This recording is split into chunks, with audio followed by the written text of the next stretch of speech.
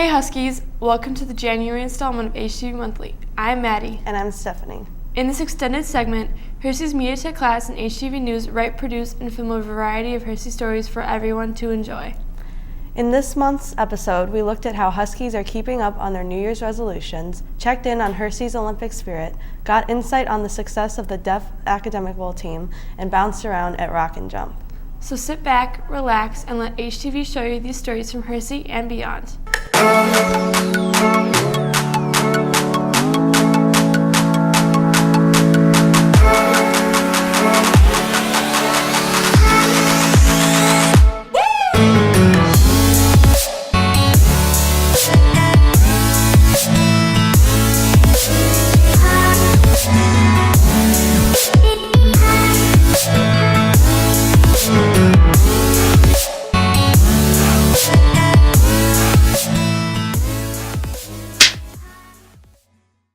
As we welcome the new year, some students have made New Year's resolutions. Husky Hollywood brings you New Year, New Me.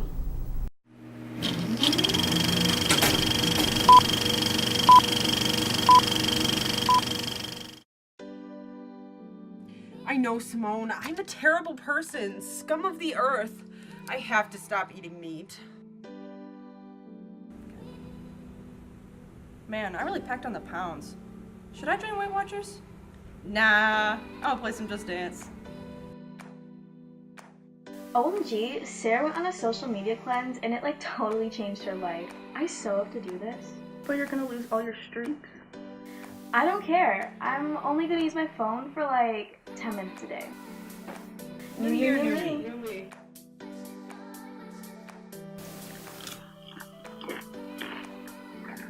Are you okay? Dude, what the heck? 3, 2, 1, jump!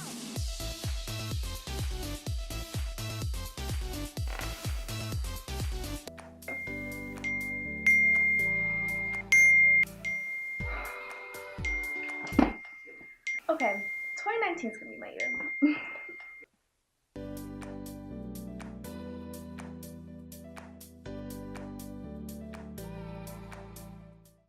Maybe next year Huskies can stick to their New Year's resolutions. This month, Josh and the hallway crew went out to see what our fellow Huskies were looking forward to in this year's Winter Olympics.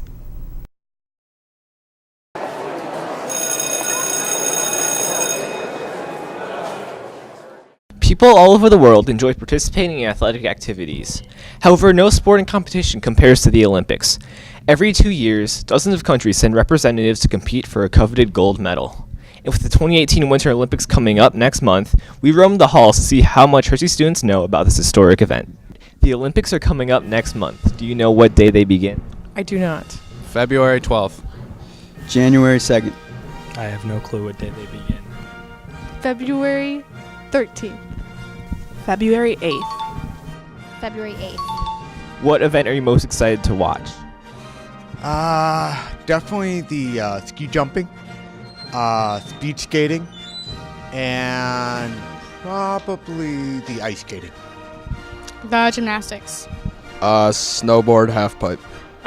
Definitely figure skating. Curling for sure. Ice hockey, men's, USA, go USA.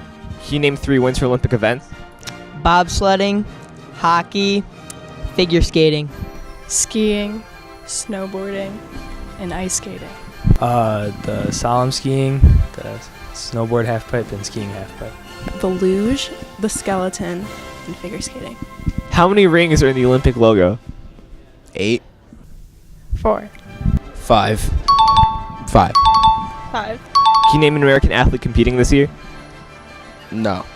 Nathan Chen. Lindsey Vaughn. Shaun White. Oh, Shaun White, because he just did a perfect on that, thing.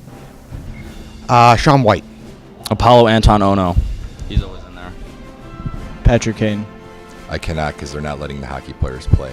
When is the next time the Olympics will be held in America? 2028.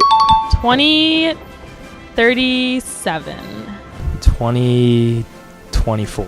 2024 Los Angeles. I believe we are hosting 2022 Summer Olympics. That's it, Huskies. Thanks to all students and faculty who participated in this month's hallway. Don't forget to tune in starting February 8th to watch the Winter Olympics. From HTV, I'm Josh Ho. The Winter Olympics take place this month in Pyeongchang. Will you be watching? Next. Did you know that Hersey has a Deaf Academic Bowl team and that they've qualified for regionals 2 years in a row? We sat down with the students and coach to learn more.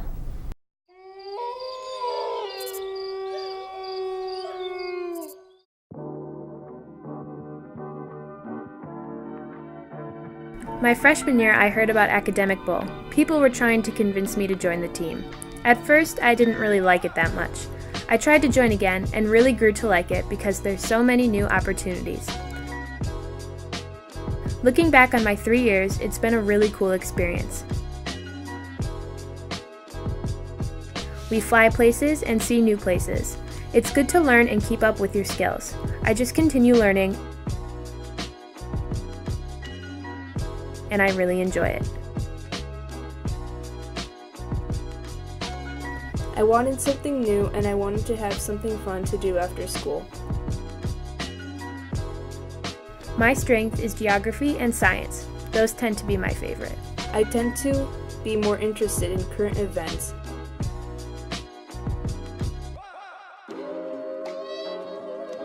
And also I enjoy to learn other new stuff, like science and math, just stuff like that. My name is Maureen Alvarado, spelled A-L-V-A-R-A-D-O. I've been coaching academic ball for the past 2 years. So I was interpreting at Hersey for 20 years and never coached the team up till now.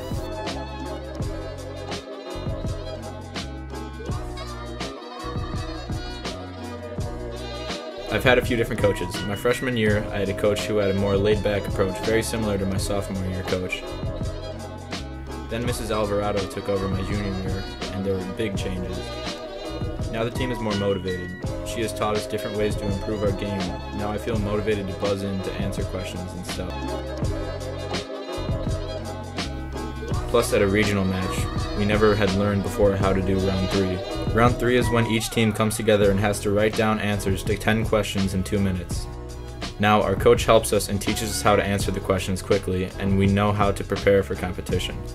Then we know what goes on in matches, so we feel ready to answer the questions. She teaches us strategies and a variety of things like teamwork. The changes I've seen up till now is that the team came together and they work together now. Our practices are different. We make PowerPoints to study and practice each round. And the team, before, were working independently. They were not having the teamwork they have now. The communication wasn't there. So now, when we go to competitions, it's amazing to see the changes and the development in the communication skills amongst the players. We tend to practice like after school or before school even starts. We tend to try to do what they do at the tournament.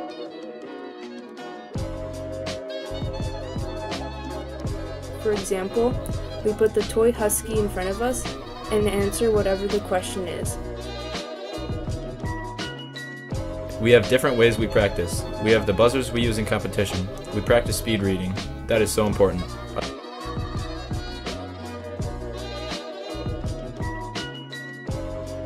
Other teams buzz in so fast that you can't read the question. Sometimes you wonder how they do it.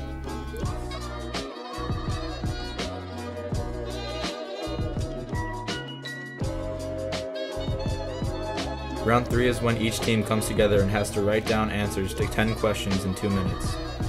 Writing your answers correctly is important because they are very strict when evaluating your answer. We learn how to write our answers the right way. We practice the different categories: math, science, social studies, current events, and so on. You basically need to know everything to answer the questions.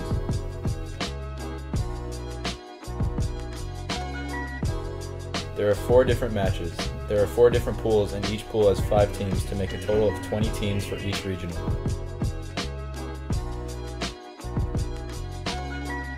We will compete in 4 matches. If we finish first, second, or third place, we will advance to the quarterfinals, and then it's handled as single elimination tournament.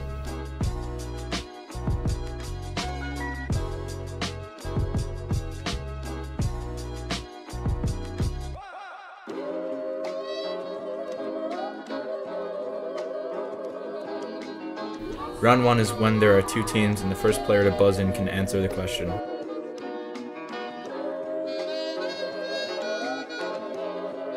Round 2 is an individual round. The first player on each team answers the first question, and then the second and the third, and so on.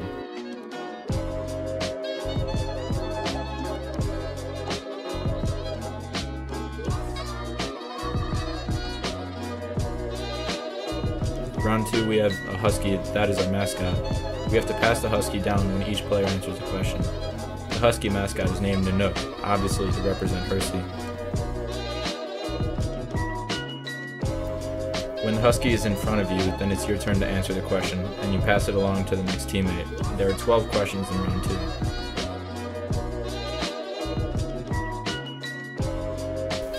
I should explain the fun part. The cool thing about the tournament is that deaf students come from so many deaf schools and mainstream programs from all over.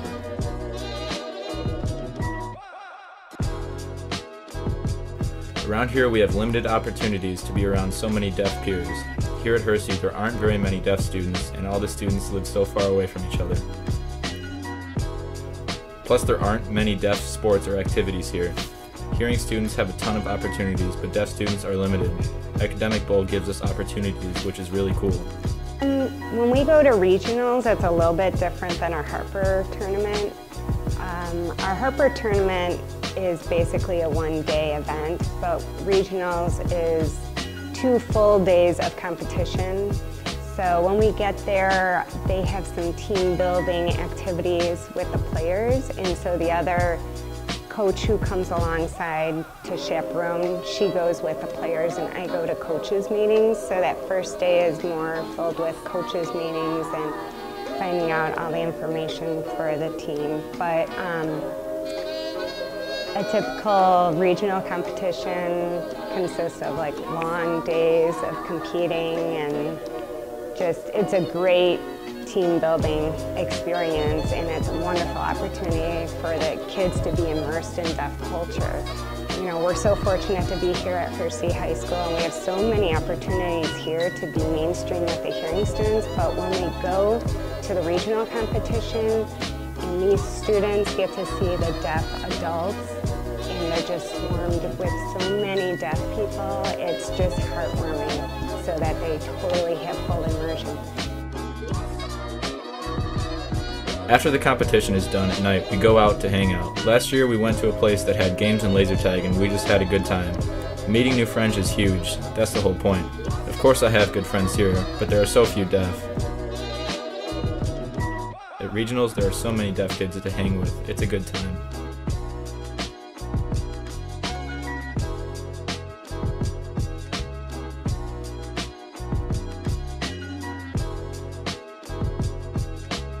I just can't emphasize enough, you know, as much as we interpreters and deaf ed teachers want to be there for them and be role models for them, there's nothing better than to see them light up when they see the whole deaf community come together as a whole and meet different people from different states and learn different sign language.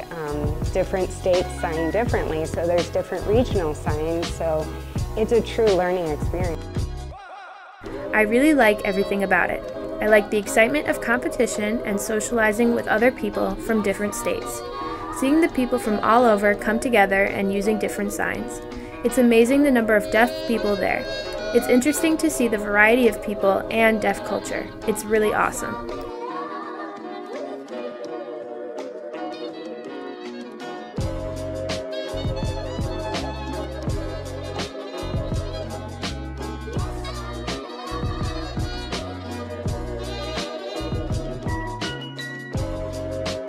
For them, obviously here they have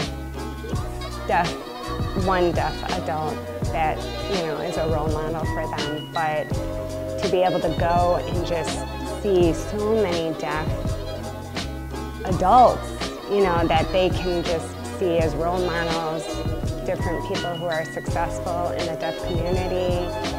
There's so many representatives from Gallaudet University, and that's the only liberal arts college for deaf people. So it's just an amazing experience for them, and it's so fun to watch them and see their eyes light up when they see everyone communicating in sign language. It's just an awesome experience. The team heads to their Midwest Regional Competition in Iowa on February 15th. Good luck! Finally, looking to unwind with your friends? We've got a place for you.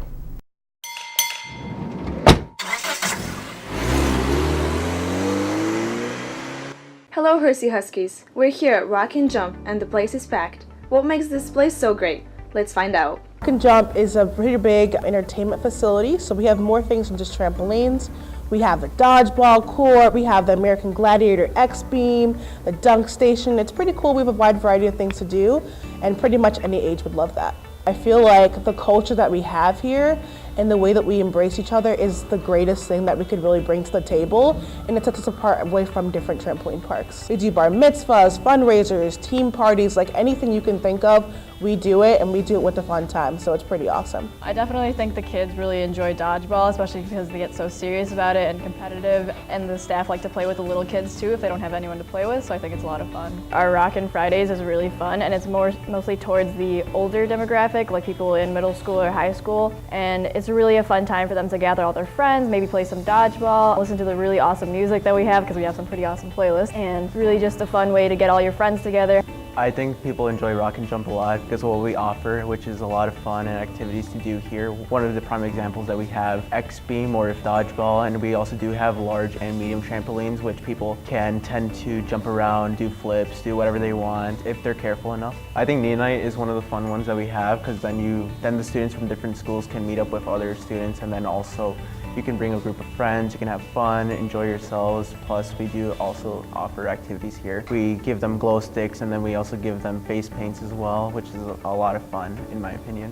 What is your favorite thing about Rockin Jump? I like the whoopee cushion where you jump off the trampoline. My favorite thing is jousting. There's a lot of space to do stuff, different stuff to go, like the foam pit. My favorite part is these awesome socks. Who wouldn't love a pair of these? Dodgeball. Dodgeball? The foam pit. Foam pit? Why is it your favorite? Because I love jumping into it. My favorite thing about Rockin Jump is that we get to jump around and have fun with all of our friends and be wild. What do you think about the safety of Rockin Jump? I think it's excellent. I think the protective socks so they don't slip are really excellent. There's a lot of padding everywhere, and I think it's a very safe place. What do you think about the parents area that they have at Rockin Jump? It's really nice, and you've got a new bar here too. I love that with some snacks and things, a parents area for the TV. All the dads are over there watching football today. That's great, and it's very comfortable. And even for the party areas, nice big tables, beautiful areas. I love having a party here. We go to a lot of parties here for other people too. Rockin Jump is a fun place with plenty to offer, so make sure to come and check it out with your friends. For HTV News, this was Teddy. Rockin Jump has open jump from Wednesdays through Saturdays with Neon Night starting at 8 p.m. To stay up to date with HTV, be sure to follow us on Instagram and Twitter at JHHS_news and subscribe to us on YouTube. And from all of us here at HTV, see you next month and keep the cameras rolling.